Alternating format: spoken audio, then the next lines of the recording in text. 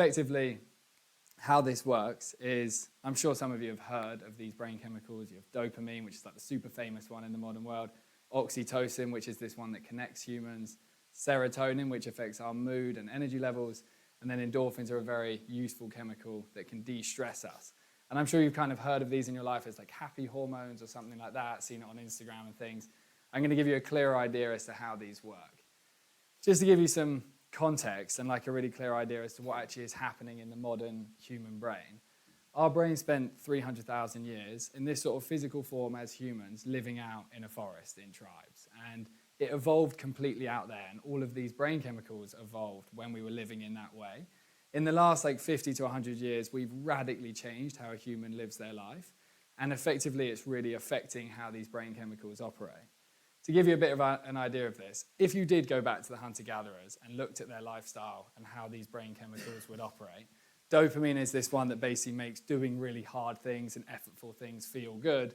Constantly being in the pursuit of survival with hunting and things like that, their dopamine would have been flying. Oxytocin is this whole chemical that bonds us in groups.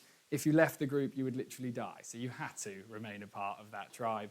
Serotonin basically wants a lot of natural stuff like nature, sunlight, nutrition, sleep, obviously, given we were outside, that one was booming. And then endorphins wants physical work. And effectively, if you put these hunter-gatherers into the modern world and they suddenly had access to sugar and they were distracted by their phones and they were spending all their time inside and they were sitting at desks all the time, all of these chemicals would drop extremely fast. And this is what we're experiencing in the modern world. Our brains are very, very clever survival machines. If hunter-gatherers were suddenly in that environment, they wouldn't feel good. They would suddenly get really demotivated, disconnected from one another. Their mood would go down. They'd feel way more stressed. Effectively, this whole dose concept just gives a very clear idea as to the actions that are required to get these chemicals up in the modern world in a very realistic and sustainable way. How we go about doing this is we've created these things called dose actions. Me and the research team at Neurofy have spent thousands of hours basically selecting these 20 core behaviors. Each of these behaviors is optimized for each of these chemicals. You have 5 in dopamine, 5 in oxytocin, and so on. And how we deliver the training.